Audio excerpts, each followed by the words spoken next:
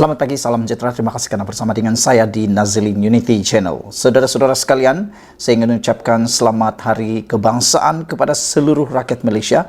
Kerana hari ini adalah hari yang kita paling tunggu-tunggu. Akhirnya, yang di-Pertuan Agong bertitah. Titah yang ditunggu-tunggu oleh seluruh rakyat Malaysia dan pastinya akan lebih memberikan kita semangat untuk membentuk sebuah negara madani, negara perpaduan yang diidam-idamkan oleh seluruh rakyat Malaysia. Hari ini Agung bertitah, perpaduan adalah kunci kesejahteraan rakyat dan negara. Itu titah yang di-Pertuan Agong kepada kita semua. Perpaduan berbilang kaum ialah kunci utama kepada keharmonian dan kesejahteraan rakyat dan negara. Titah yang di-Pertuan Agong Al-Sultan Abdullah Riayatuddin Al-Mustafa Billah Shah.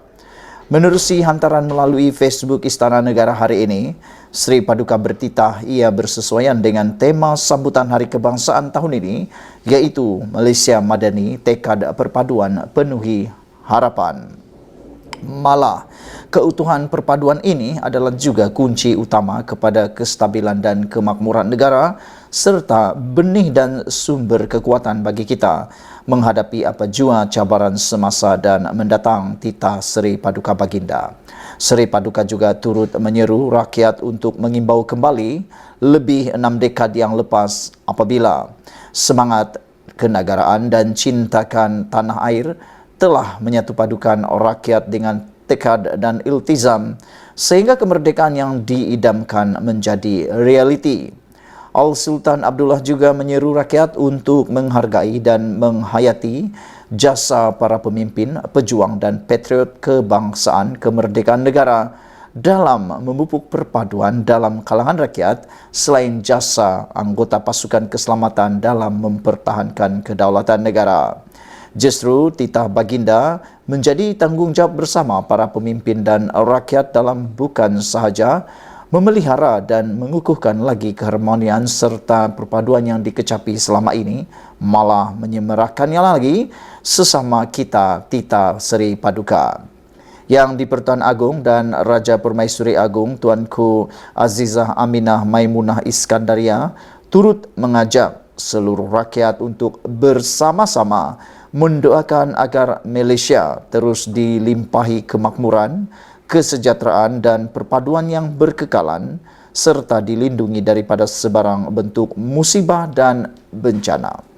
Sri Paduka berdoa turut menzahirkan ucapan selamat menyambut Hari Kebangsaan 2023 kepada seluruh rakyat Malaysia di negara ini maupun yang berada di luar negara. Sri Paduka berdoa merafak kesyukuran kehadirat Allah kerana dengan limpah kurnianya, Baginda berdoa dan seluruh rakyat Malaysia dapat bersama-sama meraihkan ulang tahun hari ini, hari bersejarah ini pada usia kemerdekaan menginjak ke-66 tahun dalam suasana harmoni serta aman dan damai.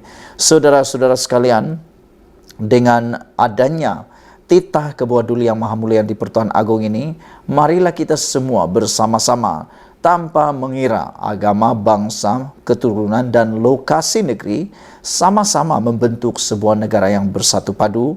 Janganlah kita melayan mana-mana anasir jahat, propaganda jahat yang cuba mahu mempropagandakan perpaduan negara yang telah dicipta sejak 66 tahun yang lepas ini.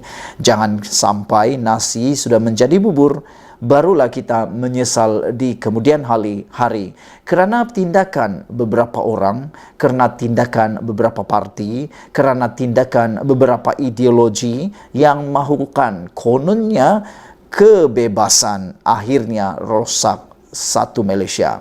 Yang kita harapkan ialah Malaysia menjadi sebuah negara yang kita impi-impikan, yang kita idam-idamkan, yang selamat didiami oleh semua orang, oleh semua rakyat tanpa mengira agama, bangsa maupun keturunan.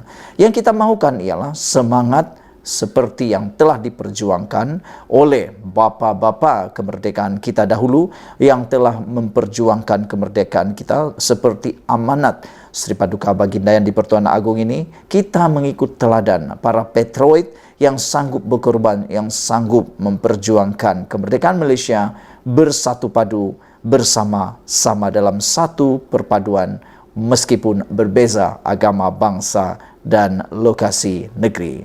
Sekian dulu untuk kali ini. Jangan lupa tinggalkan komen Anda, tekan butang subscribe. Kita jumpa lagi. Bye-bye. Selamat pagi, salam sejahtera. Terima kasih karena bersama dengan saya di Nazilin Unity Channel. Saudara-saudara sekalian, ini satu pendedahan yang paling mengejutkan Malaysia. Keputusan daripada mahkamah yang paling menggemparkan Parti Bersatu dan tentunya Muhyiddin Yassin.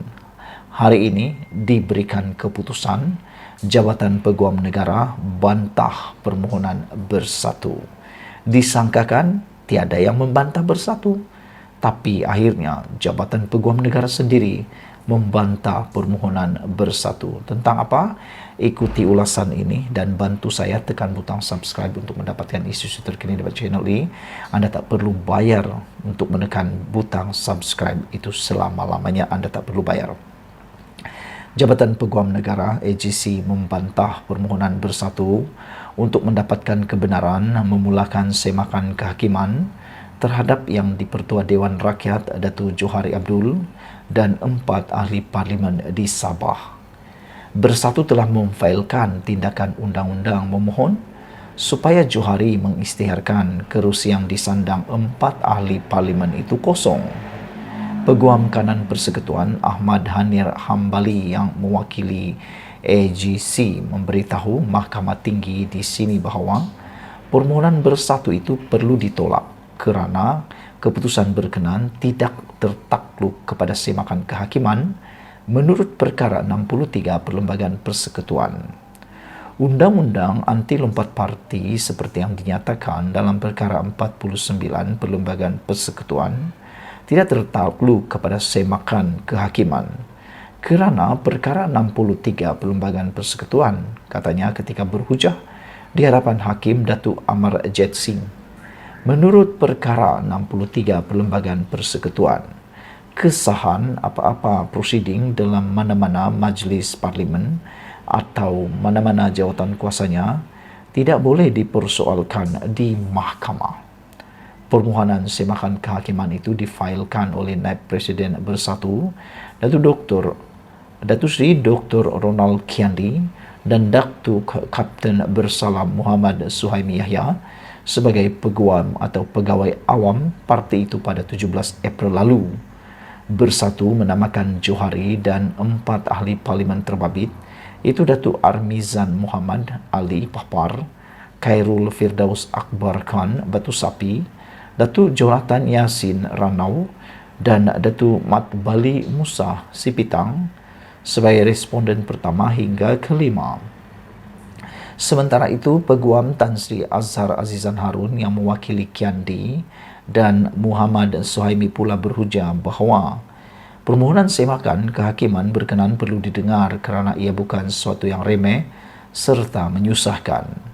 Speaker telah melampaui bidang kuasanya kerana beliau tidak mempunyai kuasa untuk mentafsir Perlembagaan Persekutuan atau membuat penentuan bila keanggotaan responden kedua hingga kelima dalam Bersatu terhenti.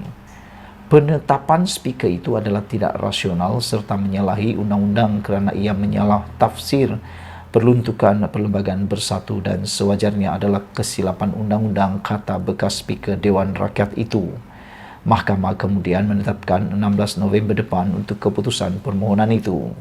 Dalam permohonan itu, Bersatu memohon suatu perintah untuk membatalkan keputusan Johari melalui surat bertarikh 16 Januari lalu yang menyatakan responden kedua hingga kelima telah memberi penjelasan dan mengesahkan tiada berlaku kekosongan kerusi parlimen terbabit berdasarkan tafsiran Perlembagaan Gabungan Rakyat Sabah JRS dan Perlembagaan Bersatu. Bersatu juga memohon satu deklarasi bahawa 4 ahli parlimen itu telah berhenti menjadi ahli Dewan Rakyat mengikut Perkara 49 dalam A Perlembagaan Persekutuan selain perintah supaya Johari mengesahkan berlakunya kekosongan luar jangka bagi semua kerusi parlimen terbabit.